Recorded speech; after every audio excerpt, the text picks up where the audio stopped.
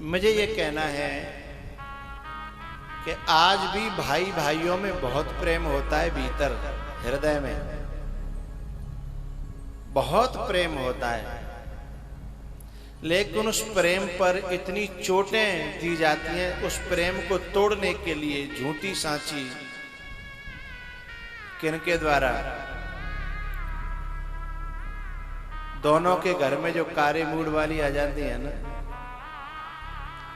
छोटे के में भी और बड़े के में भी। मैंने मेरे लाखों शिष्य और भक्त लोग हैं दुनिया में, मेरे को घर घर आने जाने का मौका मिलता है, तो मैंने देखा है कि ताऊ को अपने भतीजों को छुप छुप करके पैसे देते हुए देखा है। हाँ या ना? मेरा सिर हिला के मुझे रिस्पॉन्स दो। मैंने ताऊओं को अपने भतीजों के लिए छुप छुप करके पैसे देते हुए देखा है।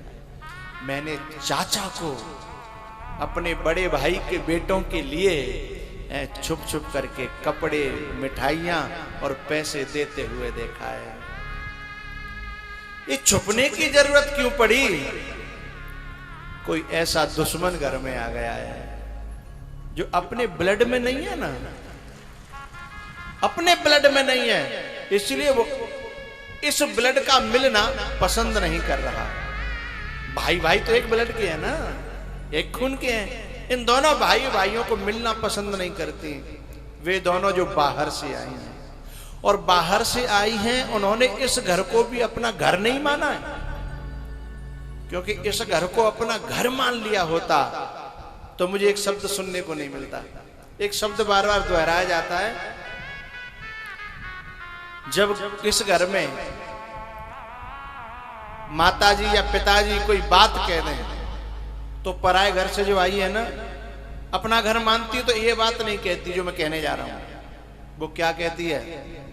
सुनो जी, तुम्हारे बाप ने ऐसा बोला है, तुम समझा देना। तुम्हारे बाप ने बोला है, इसका मतलब तेरा बाप नहीं है। तुम्हारी मां ऐसे ऐसे बोल रही थी, इसका मतलब वो तूने अपनी मां उसे अभी तक माना ही नहीं है। जबकि आदमी बेचारा हाथ जोर जोर के समझा रहा है, अरे मां है ना यार, बड़ी बूढ़ी है, अरे कह सकती है, तुमसे कहेगी तुम सुन लो, तुम्हारी मां है। इसका मतलब क्या हुआ? तू जा घर में काय को रह रही है? केवल पैसा बटोरवे के लिए, केवल सोने चांदी की चीजें इकट्ठी करवे के लिए, हैं? केवल जो कुछ आ रहा ता धरवे के लिए तू आई है? मां तेरी है, बाप तेरा है, और माल खजाना, अरे बोलो करो भाई, मेरा है, उसके लिए तू आई है।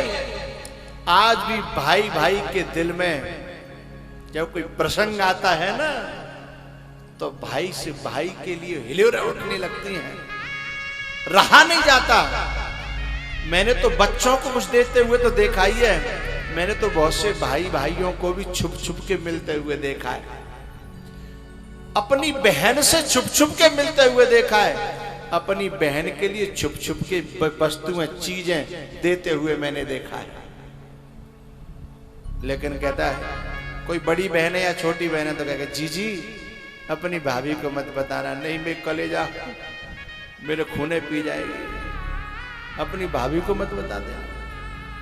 मैं सभी अपनी देश की माताओं से और बहनों से एक बात कहना चाहता हूं। सावन का महीना आता है, तुम अपने भाई के लिए मरी जाती हो ना, तुम्हें अपने भाई की याद आती है कि नहीं आती? कोई प्रसंग आता, बातों को समय आवे, हैं? तुम्हारी बच्चे का या बच्ची का शादी हो, समय आवे तो भाई की याद आती है ना? या 4-6 महीना में भाई से मिलने का मन होता है कि मैयाओं से पूछ रहा हूं, ए मैया, ए लालियो, भाई की याद आती है, भाई से मिलने का मन होता है। जब तुम्हें अपने भैया से मिलने को इतना मन होता तो जिनको तो भैया है, हैं? जिनको दुश्मन है। आज भी भारत की धरती पर भाई का दिल भाई के लिए धड़कता है। कोई प्रसंग आ जाए फिर देखो मैंने तो कई प्रसंगों में भाई भाई को कथा के दौरान ही रो करके आपस में लिपटते हुए नजारा देखा आंखों से, जिनकी सालों से बिगड़ी हुई थी। क्योंकि जब कथा होती है तो आंखें खुलती हैं कि मेरा भाई मेरा दुश्मन नहीं है, पर ये कारे मुड़ की याद नाते आई है ना, ताद नाते हम दोनों भाइयों में दरार पैदा कर दी। अभी कहां जलेसर के पास में हमारी कथा हो रही थी ना, एक भक्त परिवार हमसे मिलने आया आगरा का। आगरा का जब परिवार मिलने आया तो उस परिवार में कई सालों से आपस में भैया भैया में इतनी दरार थी जिसका कोई पार नहीं। अब के आकर के वो दोनों भाई और उनका बाप तीनों प्राणी मुझसे मिलने आए, पत्नियों को नहीं लाए एक भी। और तीनों जब आए तो इतने रोए और बोले गुरुजी ऐसा आशीर्वाद दो कि हम में एक है जाए, हम एक है जाए। अब यहाँ एक आए हम छुपके मिलके, छुपके आए हम उनके सामने तो एक जगह बैठ भी नहीं सकते। भाई भाई में फूट का यदि श्रेय जाता है तो ये माताओं को जाता है। ये कलंक माताओं के माथे पर है, भाई भाई की फूट का। और नहीं तो एक सज्जन तो कह रहे थे कि यदि 4 भाई हो चाहे 5 हो चाहे 10 हो, यदि शादी एक के अलावा दूसरे की नहीं होए तो बिना में यारो साजो होगा ही नहीं। यदि दूसरी आ गई तो 6-6 5-5 बांट देगी, 2 आ गई ना तो 4-5 बांट देंगे, 4 इधर 5 इधर, 5 इधर 5 इधर। लेकिन यदि एक है दूसरी आई नहीं तो भाई भाइयों में कभी न्यारा साझा होने वाला नहीं है। ये भारत की माताओं के माथे पे कलंक है। भाई पे गैर कोई अकड़े, भाई को गुस्सा आए।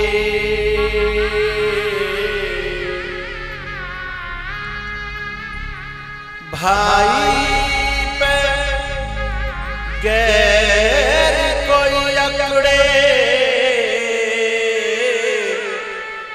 भाई को गुस्सा आए। मेरे भारत की धरती पर बड़ा भाई बाप के समान होता है। बड़े भाई के सामने छोटा भाई ज्यादा बोलता नहीं है, लेकिन जब कारे मूड वाली आ जाती है तो बोलना सिखाती है कि तुम अब भी नहीं बोलोगे तो कब बोलोगे, अब भी अपने हक के लिए लड़ोगे नहीं तो कब लड़ोगे। अपने भाई से ही लड़ने की ट्रेनिंग देती है और 1-आधा घंटा नहीं देती। जब भी मौका मिलता ट्रेनिंग चालू, जब भी मौका मिलता ट्रेनिंग चालू।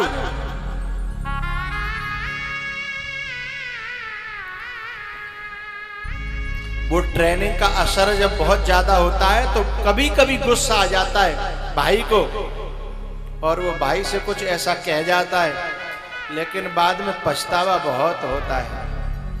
मैं अपने भारत की धरा के इन सभी नवयुवकों से एक बात कहना चाहूंगा, छोटो या बड़ो भाई तुमते कुछ गलत कह जाए तो यूं समझना कि मेरा भाई कह रहा है ना, जवान भाई की है, बोलने वाला तो उसके भीतर से कोई और है। जवान भाई की है, केवल भाई नहीं बोल रहा।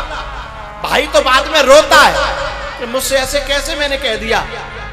अबे 24 घंटा काऊ के कान पे हैं कुटरी कुटर कुटरी कुटर कोई लगे रहेगा तो नेका तो दिमाग खराब हो ही जाता है ना। तो जब कुछ गलत हो जाए, निकल जाए छोटे भाई से या बड़े भाई से, तो उसे समझना कि ये भाई नहीं बोला, जवान केवल भाई की थी, ये तो कोई और बोल गया। जो मेरा ब्लड नहीं था वो बोल गया है, जो इस घर का खून नहीं है वो बोल गया है। इंतजार करना और थोड़ा सा वक्त देना, थोड़ा सा प्यार देना, तुम्हारा भाई किसी दिन हकीकत आकर के तुमसे उगल देगा हैं कि मेरा मूड खराब कर दिया था, मेरी बुद्धि खराब कर दी। भैया मैं ऐसा नहीं कहना चाहता था। मौका देना, उस बात को गांठ मत बांध लेना कि जाके तुझे तो दुश्मन है गो, नहीं। समय समय आने पर वो रोएगा, जरूर रोएगा, क्योंकि तुम एक कोख के हो ना, तुम एक खून के हो, एक घर के हो, एक अन्न खाया है तुमने, हैं? तुम एक माँ की गोद में खेले हो, तुम लड़े हो, आपस में झगड़े हो, पर दिल में तुम्हारे दरारें नहीं हुई। दरारें डालने वाले तो बाहर के लोग आए। संत दुआ देते हैं और डॉक्टर दवा देते हैं। संत दुआ देते हैं, डॉक्टर दवा देते हैं। आग तो अपने ही लगाते हैं और तो केवल हवा देते हैं। दुनिया में काम नाते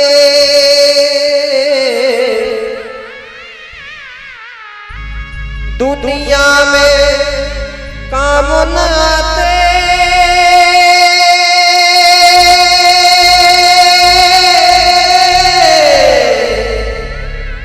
धन दौलत और कमाई हर चीज मिले दोबारा न मिले सहोदर भाई। दुश्मन भाई पर अकड़े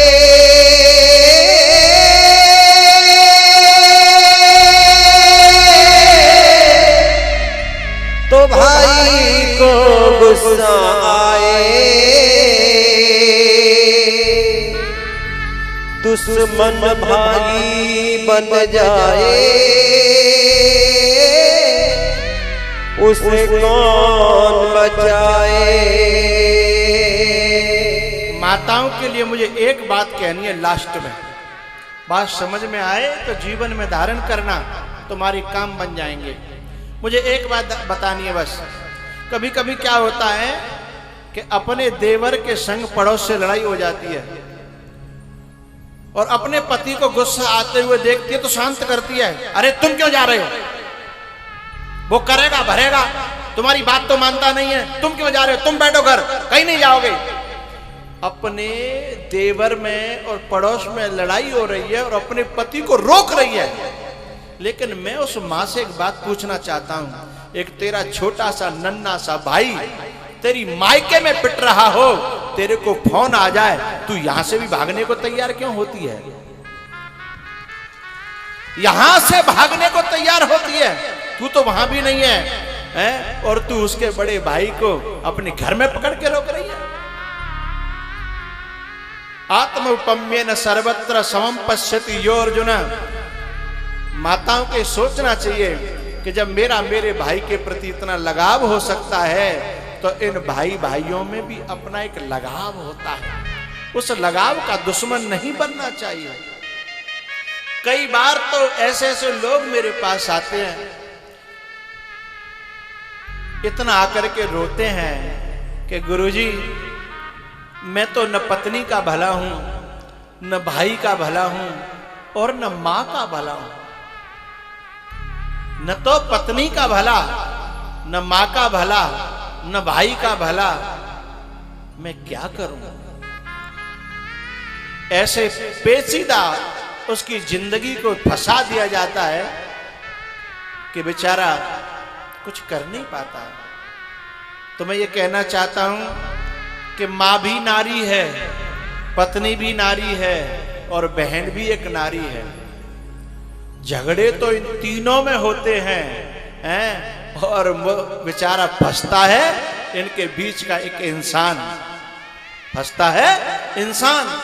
बहन कहती है मेरा भाई है, पत्नी कहती है मेरा पति है, और माँ तो कहती है कि मैंने तो जन्म दिया था, अब मेरा तो जामे कछू तो ही ना। तीनों आपस में थोड़ा सा समझ लें तो शायद घरों में नरक जो हो रहा है ना, वो नरक हट करके स्वर्ग आ जाए।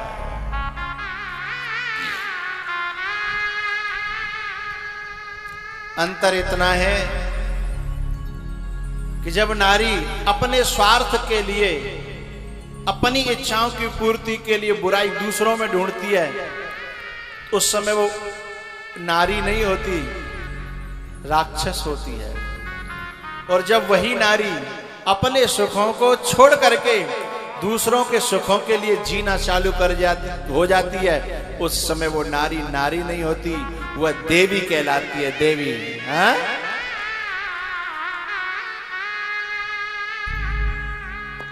अगर राजमाता न हमसे छुपाती,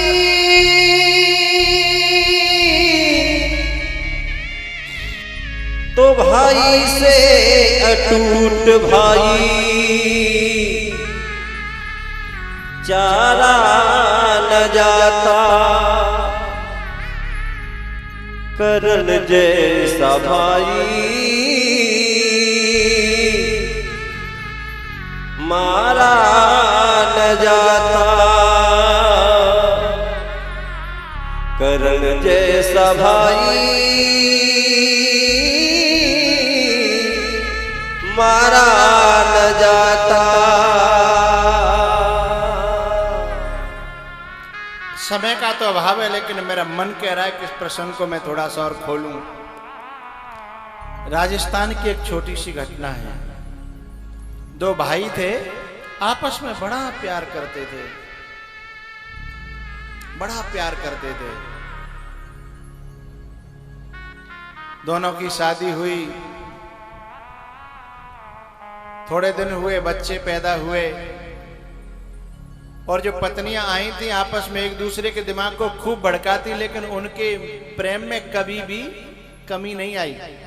एक दिन क्या हुआ, जब इनके बच्चे थोड़े थोड़े बड़े हुए, एक दूसरे के यहाँ खेलने के लिए जाने लगे, तो दोनों माताएं एक दूसरे के यहाँ बच्चे को जाने से रोकने लगी और उनकी बुराइयां गिनाने लगी कि तेरी चाची यूं है, तेरी चाची खराब है, तेरी चाची बहुत बुरी है।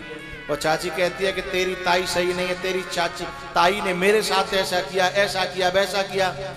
खुद ने जो किया वो याद नहीं रहता, लेकिन दूसरे ने जो किया वो बहुत ज्यादा याद रहता है और बढ़ा चढ़ा करके याद रहता है।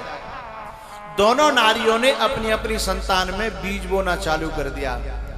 और सुनिए, ऐसा नियम है प्रकृति का कि प्रकृति में तो, धरती में तुम बीज बोओगे तो अपने आप उपजेगा, उपजावे के लिए कुछ करवे की जरूरत नहीं है, और बस पानी मिलता रहे तो फिर वह बढ़ावे के लिए कुछ करना ना, वो अपने आप बढ़ेगा। बस बीज डाल दिए दोनों ने दुश्मनी के, और ये दोनों की संतानें ने, बड़ी बहन तो आपस में लड़वे लग गए, और लड़वे लग गए तो इतनी दुश्मनी आ गई कि बोला चाली बंद। लेकिन ये दोनों भाई आपस में फिर भी छुप छुप के मिलते रहे, ये कह के सोच सोच के कि भैया बालक लिंग लड़ाई में अपन को कालेनो देनो है, अपन तो एक संग जन्मे, एक संग मरेंगे, एक संग रहे हैं। अब औलाद है, इन नारियों ने आकर के इसमें इनमें बीज डाल दिए बैर के। लेकिन बड़े भाई ने कहा कि भैया यदि जी औलाद ऐसे ही पनपत रही बैर को बीज इनमें, तो काउदना आपस में लड़ के मर जाएंगे और दुनिया तमाशा देखेगी। कछु कोशिश करो। तो छोटा भाई कहता है कि आज की संतान बड़े बूढ़ों की मानती भी तो नहीं है, हम करें तो करें का। बड़े बूढ़ों को तो पागल मानते हैं, बेवकूफ मानते हैं, तो यूं कहते सठियाए गए, हम कैसे उन्हें समझाएं। भैया फिर भी कोशिश करो।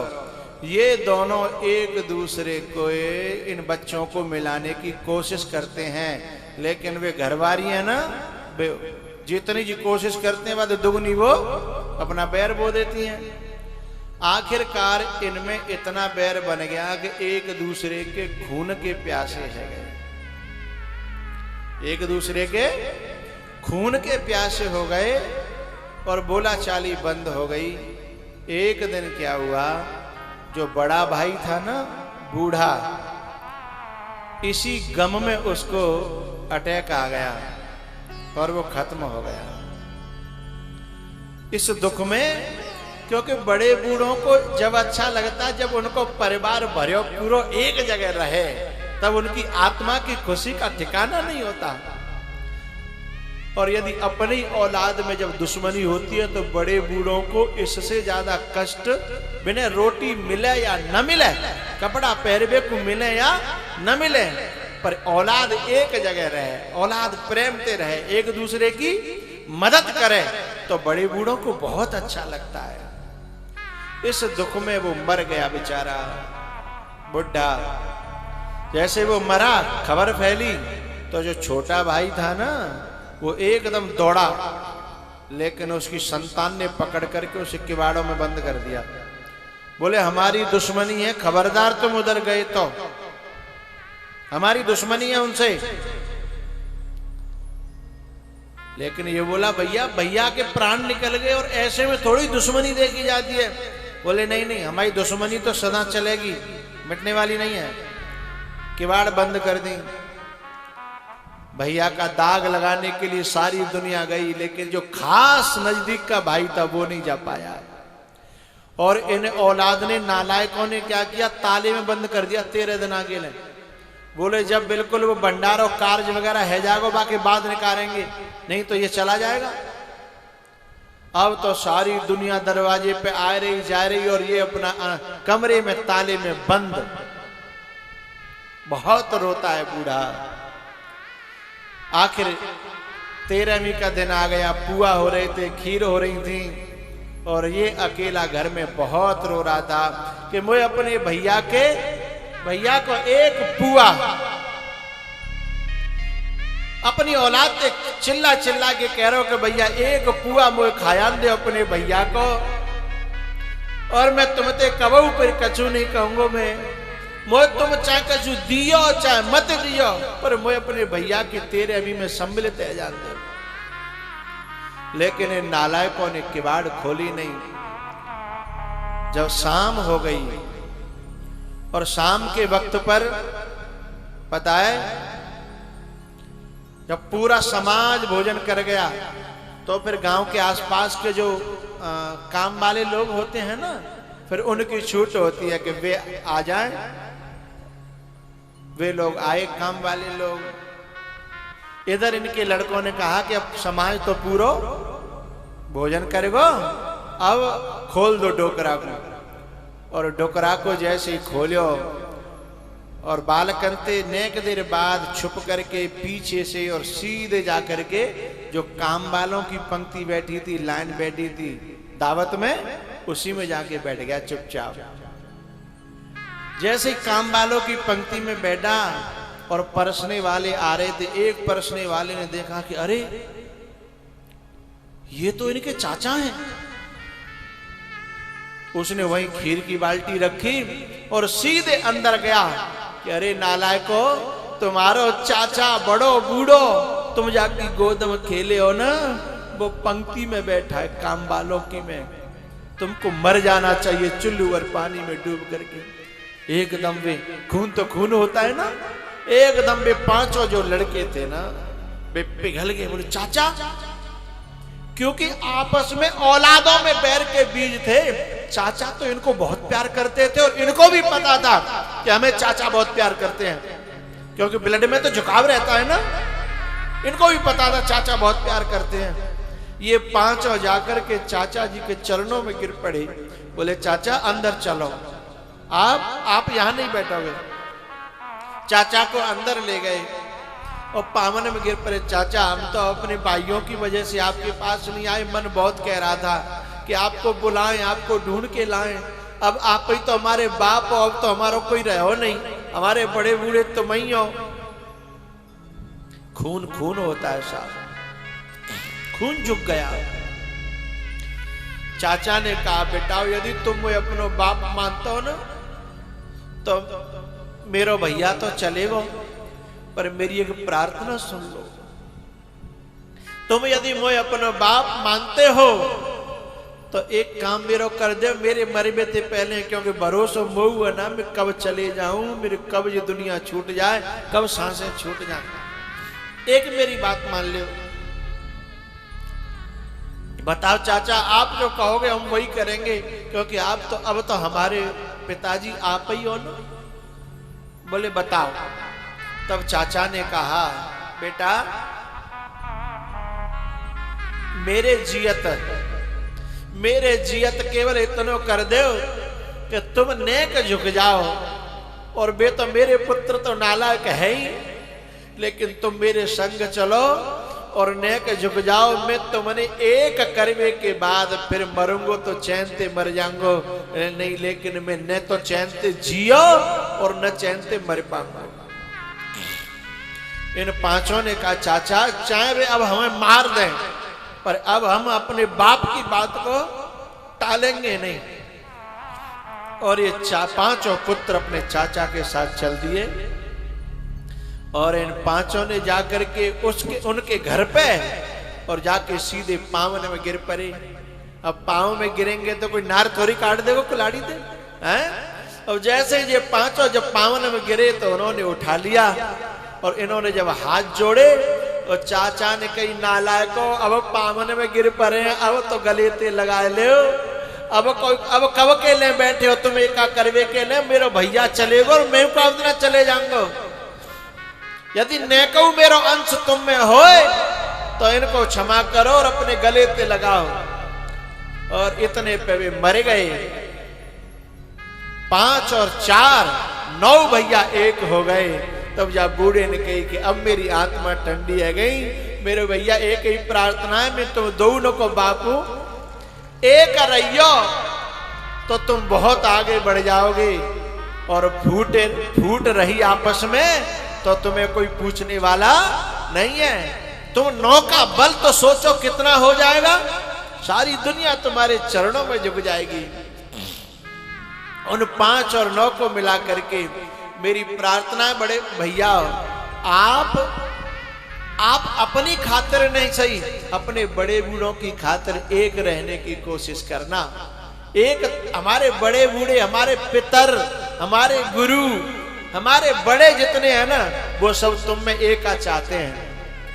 तो मेरी प्रार्थना युवाओं से एक रहने की कोशिश करना, और माताओं से प्रार्थना है कि वे इनकी मदद करना। भरत चरित्र से यही हमको शिक्षा मिलती है। कोशिश तो केकई ने बहुत करी ना अलग करवे की, केकई ने अलग करवे की कोशिश तो बहुत करी। देखो भैया, मां आदरणीय है, मां पूजनीय है, लेकिन फूट डालने वाली बातें मां की भी अनुकरणीय नहीं है, माननीय नहीं है। समझदार व्यक्ति को चाहे मां ही क्यों न हो, उसे फूट वाली बातों को कभी मानना नहीं चाहिए।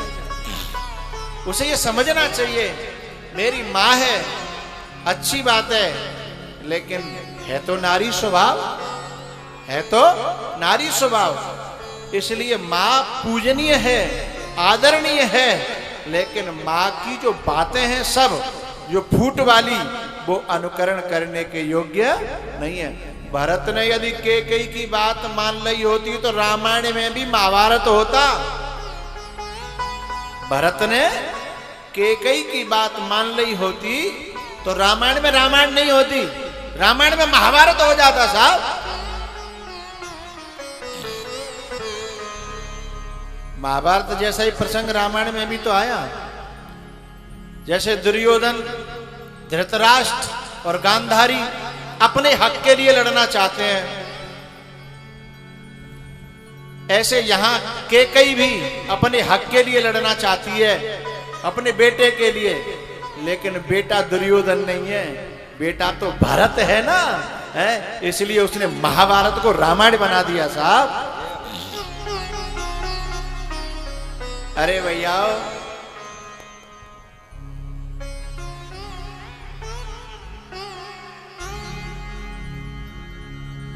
जोरू जमीन जर से करता है क्यों मोहब्बत, जोरू जमीन जर से करता है क्यों मोहब्बत, सब छोड़ने पड़ेंगे नहीं साथ जाने वाले। अपना किरदार ऐसा करके, हमें ये नाटक मिले हो जा दुनिया में, किरदार कहते हैं इसे, किरदार या नाटक ऐसो करके जाओ, ऐसो करके जाओ कि सदियां तुम्हें याद करें कि हाँ कछु करके गयो। हाँ छोटे छोटे स्वार्थों की पूर्ति के लिए अपने किरदार को खराब मत करना भैया। किरदार बहुत बड़ी चीज है।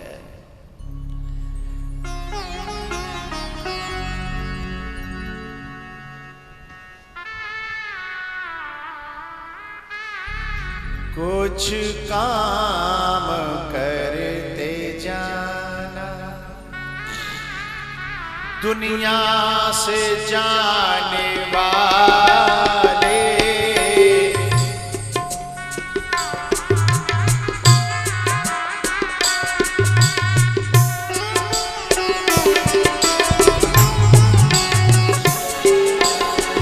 कुछ काम करते जाना, दुनिया से जाने वाले जाते हैं रोज लाखों, जाते हैं रोज लाखों, बेकार खाने वाले जाते हैं रोज लाखों।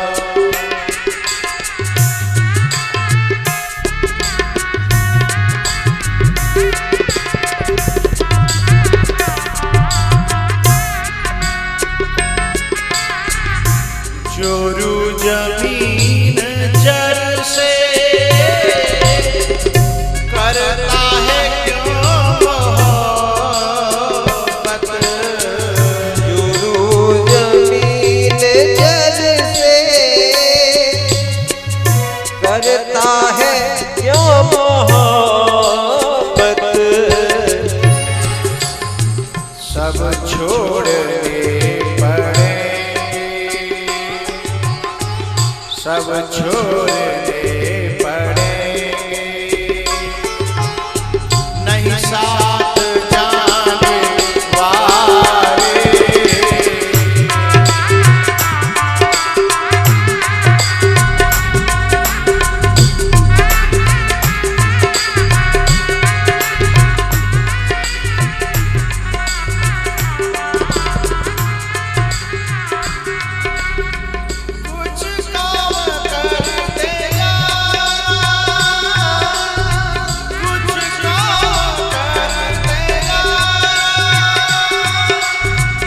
दुनिया से जाने वाले आते हैं रोज लाखों,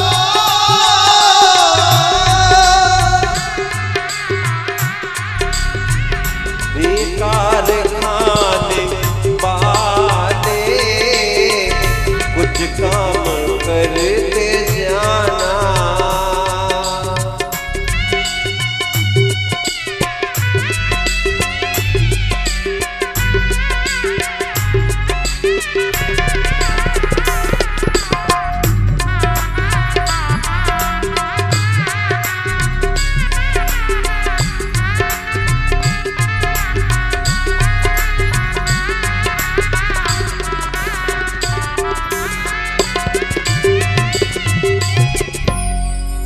भरत जी महाराज के पूरे तन को राम जी ने अपने आंसुओं से भिगो दिया कि भैया तू यहां चल के क्यों आया।